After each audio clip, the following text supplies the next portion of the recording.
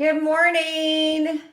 Happy Wednesday. Normally I do Thursdays, but got a busy schedule tomorrow, but didn't want to miss out this week talking about LOANOPOLY week 6. We've done 6 weeks now and super excited to bring you today. Real quick before I start, I don't know about you guys, but my allergies are terrible right now. We're in North Texas, and for some reason, my allergies are terrible. And I feel like I have to give I don't know, I don't have COVID speech. Every time I'm like sniffling or sneezing, I don't know if y'all experience that. You feel like you have to justify a sniffle or a cough or a sneeze. So if I'm sniffling or if I have a few sneezes here, forgive me, I do not have COVID. So today we are going to talk about title. I'm going to go back real quick. I have videos posted to my YouTube channel. We've covered pre-qual and pre-approval. After that, you're going to shop for your home. You enter your contract. We talked about that.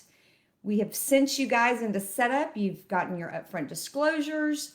Our processing team is working on your file. You have a home inspection, an appraisal, and then you've gone into underwriting and hopefully come out with just approved with conditions. So one of the things that's happening on the back end is title work. So title work is a company. They play a disinterested third party in this transaction. And their role typically is there's a lot of things that they do, but they have about four main things that they cover. And one of them is title to the property, making sure the legitimacy of your property. So for example, you own a car and you have a title to a car. That car is going to say who your lien holder is. It's going to say who the prior owners were, how many miles were on the car. Same thing, but with a piece of property. So it's much bigger piece of ownership. So in regards to the legitimacy of the ownership, all of those things, they're going to research that. Second thing is they're going to record your new legal documents for you at the courthouse to prove that now you're the legal owner and we are the lender. The next one is they're going to conduct your closing. So you're going to physically go to them and sign your legal documents with them. And then fourth, they're going to distribute the money. So let's talk about title insurance. And you say, well, why do I need insurance on my title?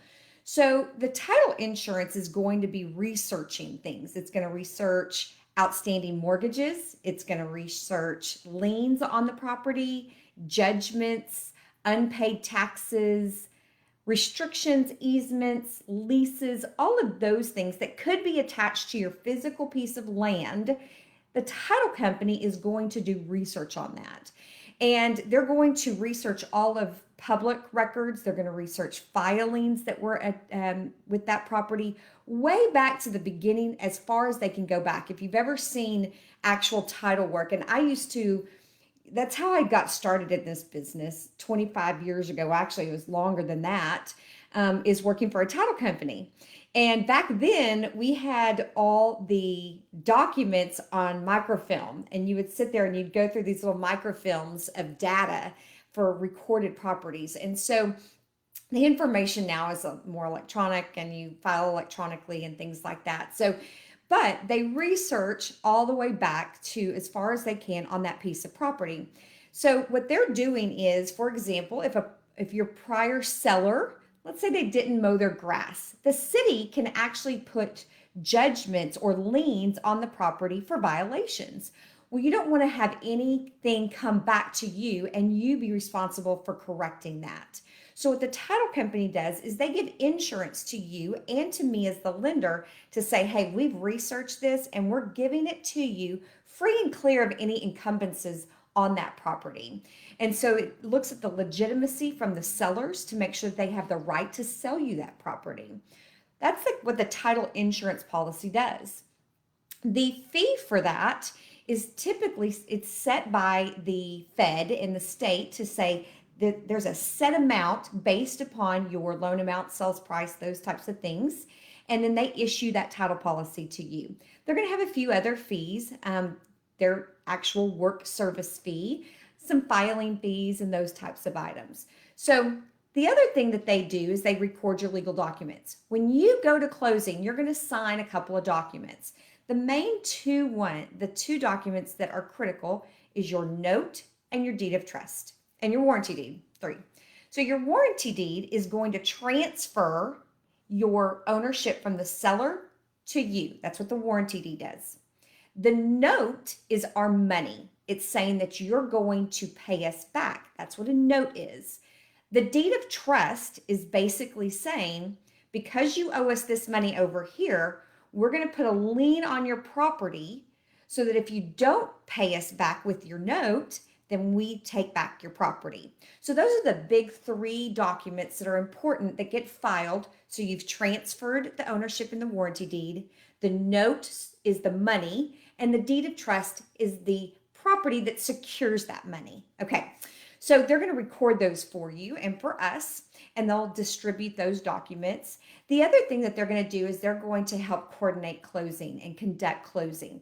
So we actually, from a Loan Depot standpoint, we are doing a lot of e-hybrid closings where you're able to sign some of your documents electronically so you're not getting writer's cramp at the table anymore.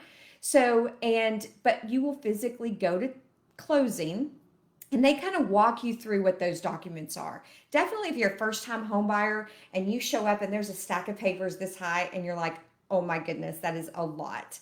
And I will tell you a funny story. My husband is an engineer.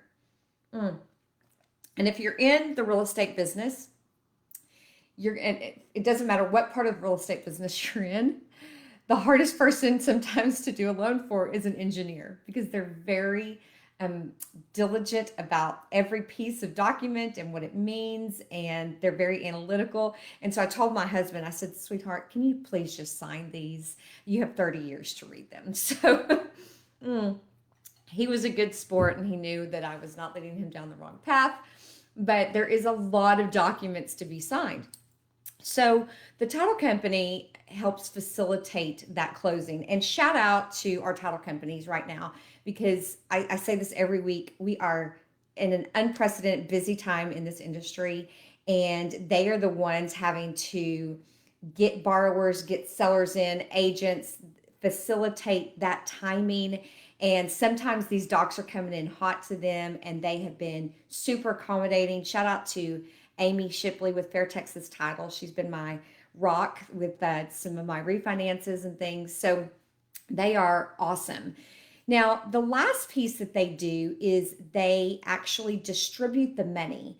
So the money comes into title. So and we talked about this during the contract video, is you're going to give the seller earnest money and option money. So you actually make that out to the title company. And so now they've held that money in an escrow for the closing date. So me as the lender, we're going to send money to the title company to cover the sale. And you're going to, as a buyer, or your buyer is going to bring money in to closing as well.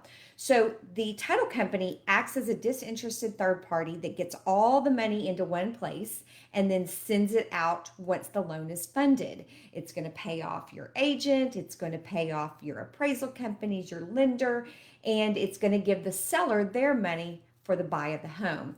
So that's kind of their other piece, is distributing as a disinterested third party all that money. So kind of talked about what title does, what abstract does. One of the things that you're going to do is you're going to get what's called an abstract at the beginning. If you're a buyer or if you're an agent and you're new, the buyer is going to get a copy of their preliminary abstract information. It's basically what the title company has found in their research, and it's going to break it down for them. It's going to say, hey, here's the liens currently on the property. Here's the restrictions and easements. And it's going to tell you boundary lines, if there's any gas easements on the property. And so you'll receive all of that information in writing before you close for your review. You may be in a planned unit development, and it's going to tell you can't paint your house brown. Those types of things will be in that information. So it's really critical, especially if you are in a PUD PUD, planned unit development, an HOA, that you kind of know what you can and can't do in your neighborhood. So that's also important. So I think we've covered this. Next week, we're going to talk about getting that final approval and getting prepped for closing and what that looks like as well. So excited to cover that. You guys, I saw something yesterday, and I hope I haven't lost too many people yet. I hope you watch through the end because this is really important to me. I had a mentor of mine say something yesterday, and it was so true to me because I am very passionate about educating people about the mortgage industry, about the real estate industry, just because there have been so many people uneducated about the purchases they've made or what they've gone through. I've had people that have bought their second home from me and said, "Oh my gosh, nobody ever explained this." So thank you so much for watching this because I definitely have a passion and a love to share this with you guys. And it's really important to me. So thank you so much for watching these if you are. Again, I'm going to post this to YouTube when we get off. And there'll be a series there for any future homeowners that you want to send this information to.